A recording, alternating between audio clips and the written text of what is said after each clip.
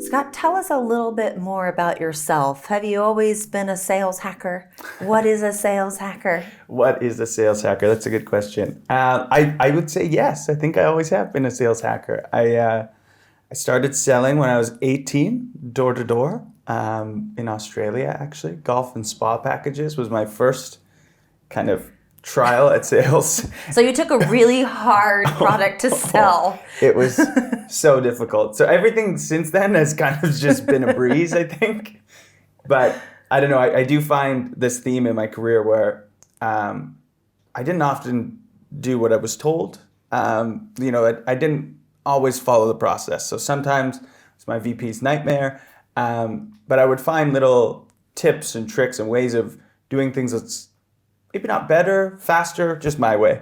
And it ended up working out for me. I parlayed that experience I got into selling in the travel industry as like an account executive, moved up to management there very quick. And by the age of like 22, I was a GM of the Canadian office. And then from there, transitioned into tech. So made the jump over. My 22-year-old self thought, I'm going to go be a director of sales in the tech industry because I was, running a team of 14 sales and marketing people in the travel industry. But it didn't work like that. They basically said, well, you can get a job as a BDR because you have no tech experience.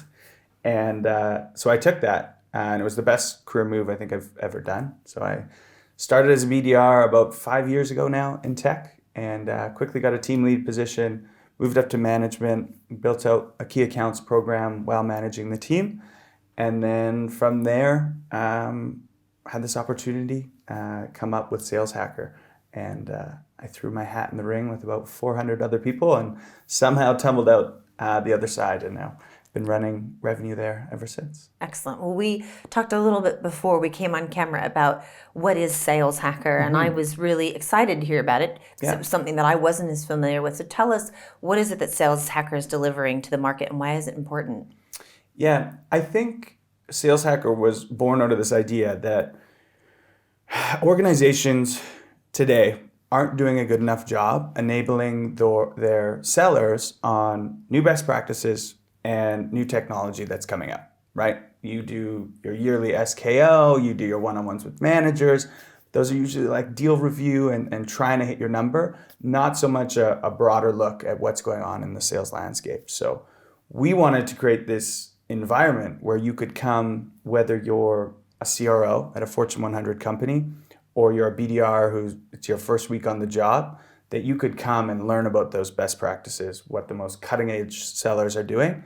So yeah, we tried to build that environment by we used to do big conferences for thousands of people. We did local meetups. And then when I joined about 2.5 years ago, we doubled down on the digital stuff. So became more of a media company. And now we produce 3 or 4 blog posts a week, do 2 webinars with our partners a week, and I have one of the fastest growing sales podcasts out there, which is the Sales Hacker podcast. Excellent. And you have another title. And this was my favorite. I know we joked around about this a little bit. You're an evangelist. Yes. And I think that's not in the traditional context that we might know that. Tell us about your evangelistic work and how that relates to sales. Yeah. Well, I'm not building hospitals anywhere, unfortunately, although that would be a cool role. So I snicker at the evangelist title as well. I just snicker. Just so we're all on the same page. It is an ambiguous title. For me, what it means is a mixture of sales, marketing, PR, and a lot of work internally, both at Outreach and Sales Hacker, on helping people evangelize outreach and kind of build their own personal brand. So I often joke that it was a title that they gave to me because they didn't know what else to do with me. But I could think of worse titles. It's all right. Yeah, it's good. And I run their podcast and do a lot of our LinkedIn strategy, and it's really fun because it gives me a long leash to kind of be creative and do what I like to do. Well, one of the things I think is very important about what you do as an evangelist or whatever you call it, but you can call it something else, but the work that you're doing is furthering that legitimacy of the sales profession. I think you're providing great content that helps people understand what that common language is that we can share, and that helps us communicate better with customers. And so I think we need people evangelizing for sales. There's certainly been times and in conversations where it almost feels a little bit like a dirty word. Totally. Do you find that that is a service that you're able to provide not only as individually as an evangelist, but through Sales Hacker? I think so. That's definitely the aim and the goal, is to do that. I know I've been very fortunate in my career that I've loved what I've done for a large portion of it. It wasn't always great. I did the 100 calls a day, paid my dues, knocked on doors, as I mentioned. But sales has allowed me to have a really fulfilling career. And I think it's one of the greatest professions in the world. And anytime we can fight that sort of stigma that has been placed around sales is a really good thing.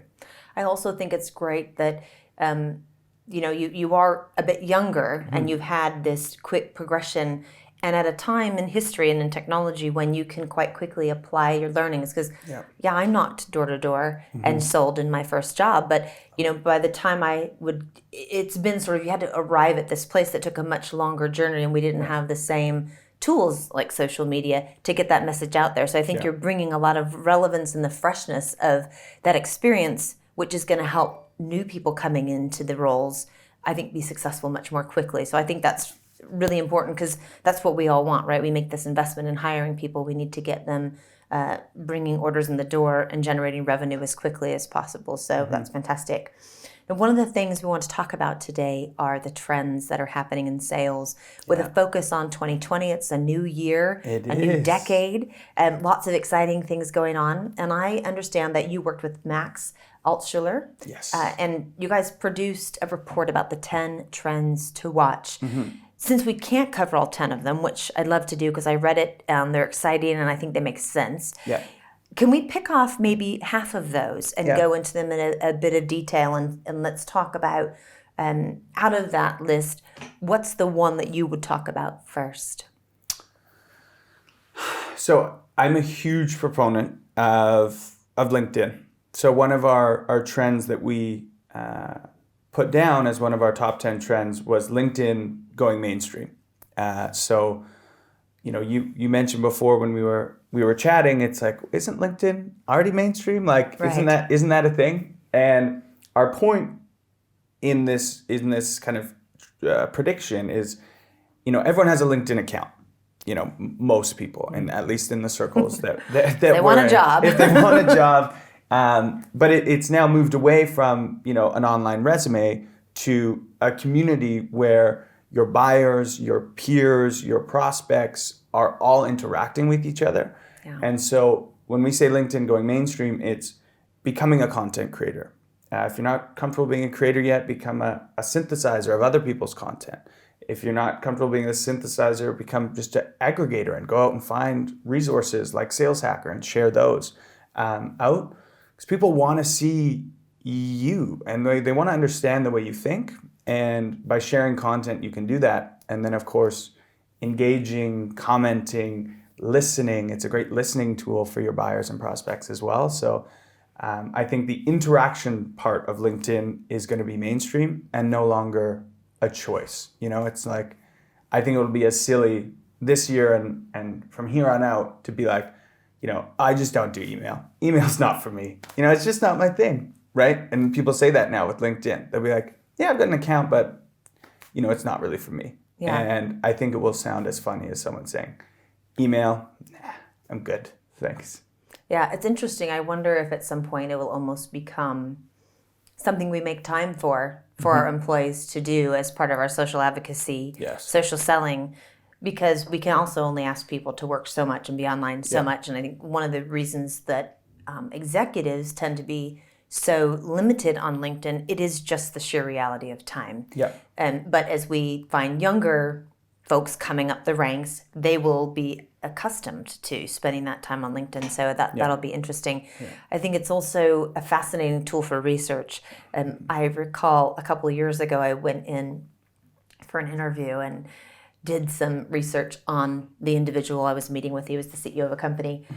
And And there happened to be some personal anecdotes out there about him, which when reflected in the interview, the shock on it, like, how did you know that? And the exciting thing was twofold there. One, it showed that I at least had done my homework, but two, it says that people are multidimensional. And there is something really interesting about going beyond the basics, finding out the charitable organizations that they're interested in or where their passions lie, because at the end of the day, we certainly have to have the right products and services. We need to sell them at an appropriate value price. It needs to generate the right outcome for the customer and their customers. But people do still like to buy from people that they like or that they can trust. And when we can find that common ground, I think it helps establish trust. So whether you are doing aggregation and redistribution of content or coming up with some original ideas or just letting people get to know you, I think you're right that LinkedIn will become really, really valuable. Yeah, which almost kind of is a nice segue into another trend that we had, which was the rise of the millennial buyer. This idea of the rise of the millennial buyer, who, in my opinion, being a millennial, cares a lot about that piece of the multidimensional human, and then also the holistic organization as well. So, meaning they want to know as much as they can about the person that is their account executive or who's going to manage their account, or even the executive team at the organization before making a purchase. And then they also want to know what those organizations are doing to give back. What are their diversity initiatives? What are they doing that's good for the world that we live in? Yeah. I think it's becoming more and more important for this millennial buyer. And this trend comes from we did a report on Sales Hacker last year, a survey. And we surveyed, I think we got just under 1,000 responses from the community. And we actually broke it down from age. So we asked people their age. And people that were 40 years and above, where they were getting their information from was ebooks and white papers. So that's, you'd be like, yeah, that makes sense. That's what I'm feeling younger. That's not my source. There you go. And then under 40 was super interesting. It was influencers and thought leaders was number one. Influencers and thought leaders is where people are getting the majority of their information under 40. And then the second, which I really like, is review sites. So things like G2 and those sort of sites. Those are the two areas where people are getting information. So knowing that, it changes the game a little bit.